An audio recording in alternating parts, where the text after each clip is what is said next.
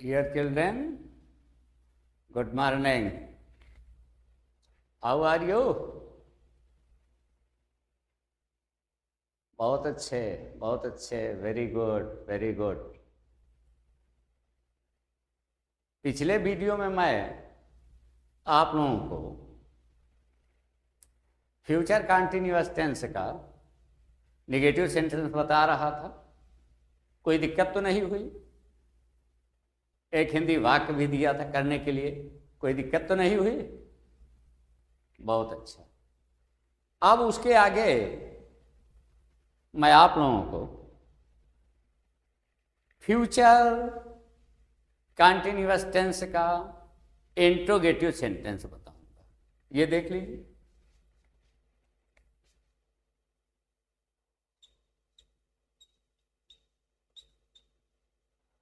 Future continuous tense का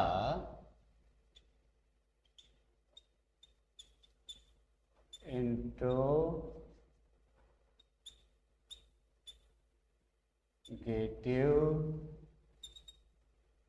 sentence.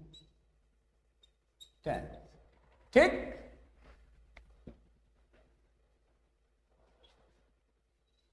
ये देखिए फ्यूचर कंटिन्यूअस की पहचान तो जानकारी है ही है, इंट्रोगेटिव की भी पहचान जानकारी है ही है। ऐसा इसमें कुछ नहीं है कि जो आप लोगों को जानकारी ना हो। ठीक, तो जानकारी है, फिर भी इसकी पहचान लिख लीजिए।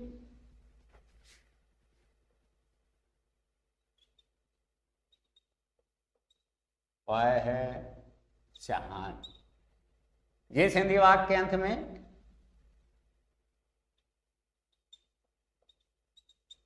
रहा होगा, रही होगी, रहे होंगे, रहा होगा, ये तो फ्यूचर कंटिन्यूअस टेंस की पहचान हो गई। ये जानकारी है, ठीक है ना, कई बार हो चुका है। और यहाँ पे देखिए ना अफर्मेटिव लिखा है ना निगेटिव लिखा है, लिखा क्या इंट्रोगेटिव। इसी के साथ हम इंट्रोगेटिव वर्ड्स जोड़ देते हैं। इंट्रोगेटिव वर्ड्स भी बहुत बार लिखा जा चुका है, फिर भी लिख लीजिए। क्या, कब, क्यों, कहाँ, कैसे, कौन, कितना या कितनी, किसका या किसकी, कौन सी या कौन सा। ये प्रश्नवाचक शब्द हो गए, ठीक है ना। ये फ्यूचर कंटिन्यूअस टेंस की पहचान है, ठीक। और ये है इंट्रोगेटिव वर्ड, ठीक। इस पहचान के साथ इसमें से कोई शब्द लगा रहेगा तो जान लीजिए कि फ्यूचर कंटिन्यूअस टेंस का इंट्रोगेटिव सेंटेंस है, प्रश्नसूचक या प्रश्नवाचक वाक्य है, ठीक। अब आइए इसका हम अनुवाद बना देते हैं। अनुवाद बनाने का नियम, हम इसका अनुवाद बनाने का नियम लिख देते हैं। अनुवाद का नियम, अनुवाद का नियम जो मैं बताने जा रहा हूं इसको भी मैं कम से कम 25-30 बार जरूर बता चुका हूं, एक दो बार नहीं, 25-30 बार जरूर बता चुका हूं कि इंट्रोगेटिव और इंट्रोगेटिव निगेटिव का अनुवाद दो तरीके से बनता है। जहां पर क्या शब्द वाक्य शुरू में आएगा उसका दूसरा, और जहां पर क्या शब्द वाक्य के बीच में आएंगे या दूसरे प्रश्नवाचक शब्द आएंगे उसका दूसरा। बता चुका हूं कम से कम 25-30 बार, हो सकता है इससे ज्यादा भी बताया हूं। ठीक, हाँ। तो अनुवाद बनाने का नियम, ये क्या शुरू वाला हम लिख रहे हैं, क्या शुरू। ठीक, क्या शुरू, इसका अनुवाद बनाने के नियम ये देखिए, इसको हम तीर के माध्यम से हम संकेत भी कर रहे हैं। शैल या विल धन कर्ता धन बी धन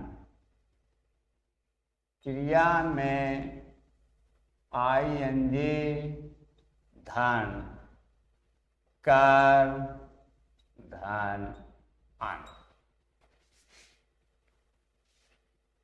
ये देखिए,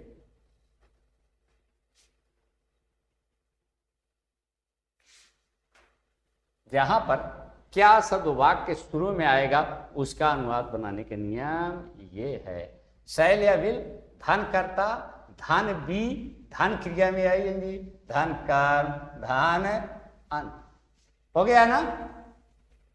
अब थोड़ा सा देख लीजिए, शैल भी और विल भी इसकी सहायक क्रिया थी कंटिन्यूअस की। अब शैल विल तो यहां रुक गया, उसके बाद बी यहां पहुंच गया है कर्ता के बाद। इसको भी कम से कम मैं 10-15 बार तो बता ही चुका हूं कि जहां दो शब्दों की सहायक क्रिया होती है वहां एक शब्द कहाँ रह जाती है, निगेटिव में, और दूसरा शब्द कहाँ चला जाता है, फिर इंट्रोगेटिव में एक शब्द कहाँ रुक जाता है, दूसरा शब्द कहाँ चला जाता है। तो वही शैल या विल यहाँ रुक गया और बी यहाँ चली गई। ठीक, हाँ। जहां पर क्या शब्द वाक्य शुरू में आए उसका अनुवाद बनाने के नियम ये है। इसको भी हम इसी के साथ अंडरलाइन कर देते हैं। ठीक, उसका अनुवाद बनाने के नियम ये। अब जहां पर क्या शब्द वाक्य बीच में आएगा या दूसरे प्रश्नवाचक शब्द आएंगे उसका अनुवाद बनाने के नियम क्या है, ये देख लीजिए। ये भी लिख रहा हूं, क्या बीच या दूसरे प्रश्न सूचक शब्द। ठीक है ना। क्या शुरू वाले का ये लिख दिया, क्या बीच या दूसरे प्रश्नवाचक शब्दों का अनुवाद बनाने का नियम वो हम आगे लिख रहे हैं। ठीक है ना। ये देखिए, यहां पे हम तीर बना देते हैं, ये यहां से लिखना शुरू करते हैं। ये भी बहुत बार बता चुका हूं, कम से कम 25-30 बार बता चुका हूं, 1-2 बार कोई चीज तो बताया ही नहीं। ठीक है ना। तो क्या बीच या दूसरे वाले के लिए सबसे पहले प्रश्नसूचक शब्द की अंग्रेजी लिखेंगे, ये हम लिख रहे हैं प्रश्न सूचक शब्द। ठीक, उसके बाद शैल या विल धन कर्ता धन बी, उसके बाद क्रिया में आईएनजी धन कर धन अन। ठीक, जहां पर क्या शब्द वाक्य के बीच में आएगा दूसरे प्रश्नवाचक शब्द आएंगे उसका अनुवाद बनाने का नियम ये है ना। कोई दिक्कत? ये देखिए तीर के माध्यम से संकेत कर दिया है और इसका भी ये तीर के माध्यम से संकेत कर दिया है। जहां पर क्या शब्द वाक्य शुरू में आएगा उसका अनुवाद बनाने का नियम ये है, जहां पर क्या शब्द वाक्य बीच में आएगा उसका अनुवाद बनाने का नियम ये पहचान बताई, ये पहचान ऊपर लिखी हुई, ये अनुवाद बनाने का दोनों नियम बताया। कहीं किसी को कोई दिक्कत? अब कहीं किसी को कोई दिक्कत नहीं है तो आइए अब हम एग्जाम्पल कर देते हैं।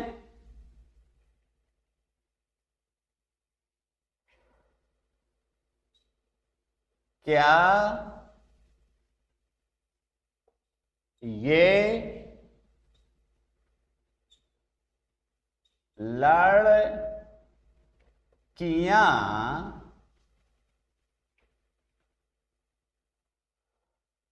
अपने गुड़ियों से खेल रही होंगी।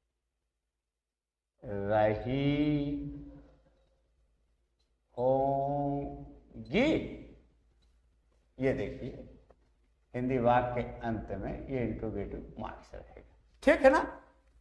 क्या ये लड़कियां अपने गुड़ियों से खेल रही होंगी, ठीक है ना।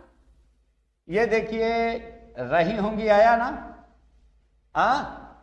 और ये देखिए प्रश्नसूचक या प्रश्नवाचक वाक्य आया ना। इसका मतलब ये फ्यूचर कंटिन्यूअस टेंस का प्रश्नसूचक वाक्य है। ये हिंदी उदाहरण तुम्हारा है ना। ये रही होगी देख लीजिए, इसमें कहीं पहचान होगी, ठीक है ना। ये क्या भी प्रश्नवाचक शब्द में होगा कहीं न कहीं। अब हमको ये देखना है कि क्या शब्द वाक्य शुरू में आ रहा है या बीच में आ रहा है। तो क्या शब्द वाक्य ये देखिए शुरू में ही आ रहा है। ये देखिए शुरू का अनुवाद बनाने के नियम ये हमने लिख दिया, ठीक। तो सबसे पहले हम हिंदी वाक्य को पहचानेंगे। हिंदी वाक्य को हमने पहचान लिया। पहचानने के बाद हम ये देखेंगे कि इसका अनुवाद बनाने के नियम क्या। इसका अनुवाद बनाने के नियम ये, सबसे पहले पहचान किया, ये पहचान मिली, उसके बाद इसका अनुवाद बनाने के नियम क्या, शुरू वाले कहिए। पहचान हो गई, अनुवाद बनाने के नियम हो गया। तो अब अनुवाद बनाने में दिक्कत क्या। सबसे पहले शैल या विल, और शैल या विल ये भी बहुत बार बता चुका, हो सकता है 50 बार बताया हूं इसको। कर्ता के अनुसार शैल या विल लगाएंगे। कर्ता इसमें साफ है कि ये लड़कियां, न आई है न वी है, तो सबसे पहले फिर हम विल लगाएंगे। ये देखिए विल, ठीक, शैल या विल हो गया। उसके बाद कर्ता, ये लड़कियां नहीं, ये लड़कियां की अंग्रेजी होती है these girls, GIRLS, will these girls. Shall या विल हो गया, कर्ता हो गया। अब बी, देखिए बी यहां पे आया है, बी। अब क्रिया में ING, क्रिया क्या है, यही खेलना, प्ले। क्रिया में ING, उसी प्ले में ING, प्ले इंग हो गया। शैल या विल हो गया, कर्ता हो गया, बी हो गया, क्रिया में ING हो गया। अब कर्म, ठीक है ना। किससे खेल रही हैं, गुड़ियों से नहीं, अपने गुड़ियों से। तो पहले से की अंग्रेजी, ठीक है ना, से की अंग्रेजी यहां गुड़ियों से, तो साथ है, से का मतलब साथ है, तो इसकी अंग्रेजी होती है विथ, इसकी अंग्रेजी होती है विथ, ठीक है ना। अब अपने की अंग्रेजी यहां बहुवचन है, तो हम बहुत बार इसको बता चुके थे, शुरुआत में इसको बताए थे और बार बार बता रहा हूं। यहां पे देयर, THEIR, देयर। और गुड़ियों की अंग्रेजी होती है डोल, लेकिन बहुवचन डोल, DOLLS। ये देखिए यहां पर क्या शब्द वाक्य शुरू में आया, उसका ये हिंदी उदाहरण दिया। इस हिंदी उदाहरण को पहचाना, पहचानने के बाद ये देखा कि इसका अनुवाद बनाने के नियम क्या है, ये क्या शुरू वाले का अनुवाद बनाने के नियम ये है। उसी क्रम से हम सब कुछ लिखते चले गए। कहीं कोई दिक्कत हो तो बता दीजिए, अब भी कोई दिक्कत नहीं। चलिए फिर हम आगे चलते हैं, ठीक है ना। अब एक इस पे हम दूसरा उदाहरण दे रहे हैं आप लोगों।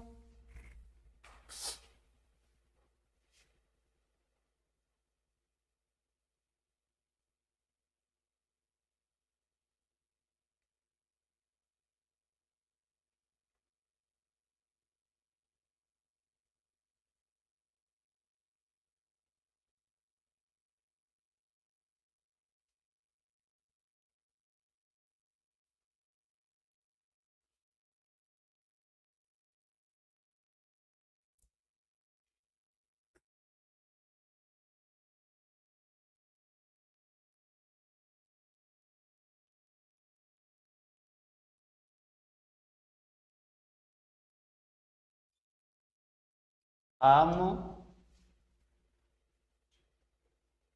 कल कौन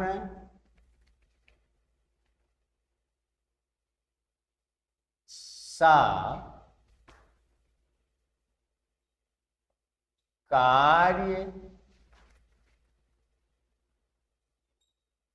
कर रहे होंगे। ये देखिए, हम कल कौन सा कार्य कर रहे होंगे। ठीक है ना। सबसे पहले रहे होंगे ये हमने पहचान किया ना। उसके बाद ये देखिए, कौन सा प्रश्नसूचक शब्द देखा ना। तो ये रहे होंगे यहां कहीं पहचान होगी, कौन सा यहां कहीं पहचान होगी, कौन सी या कौन सा। ठीक है ना। तो ये तो साफ हो गया कि ये फ्यूचर कंटीन्यूअस टेंस का इंट्रोगेटिव सेंटेंस है। अब जब साफ हो गया तो अब हम ये देख ले रहे हैं कि इसमें क्या शुरू वाला उदाहरण तो नहीं है, हिंदी वाक्य नहीं। ये देखिए, क्या है ही नहीं शुरू में, क्या है ही नहीं। जब क्या है ही नहीं, ये देखिए, क्या बीच में या दूसरे प्रश्नवाचक शब्द, ये दूसरा वाला प्रश्नवाचक शब्द है। तो सब कुछ हो गया। इसका अनुवाद बनाने के नियम ये प्रश्नसूचक शब्द शैल या विल, धन कर्ता, धन बी, धन क्रिया में आएगी, धन कर्म धन। ठीक है ना।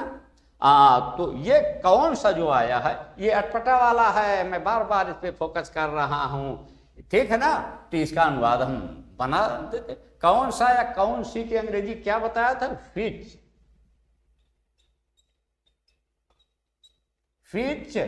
ठीक है ना। और इससे संबंधित noun which work, WORK, which work हो गया। शैल या विल। ठीक है ना। यहां पे देखिए, हम है वी, हम के अंग्रेजी वी होता है, तो इसका मतलब शैल, विच वर्क शैल या विल हो गया। अब करता we, which work shall we B.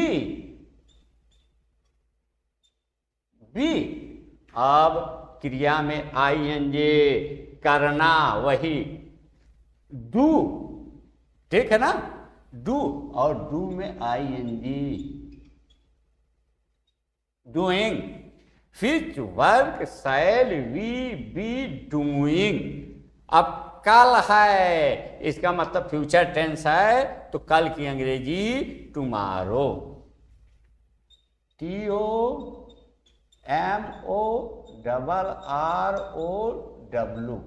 कहीं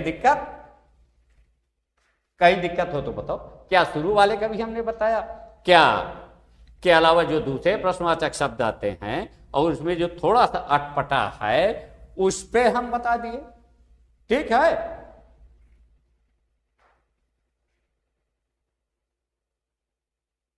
इस पे हम एक हिंदी उदाहरण लिख रहे हैं, उसका अनुवाद अपने से बना लीजिएगा। ठीक।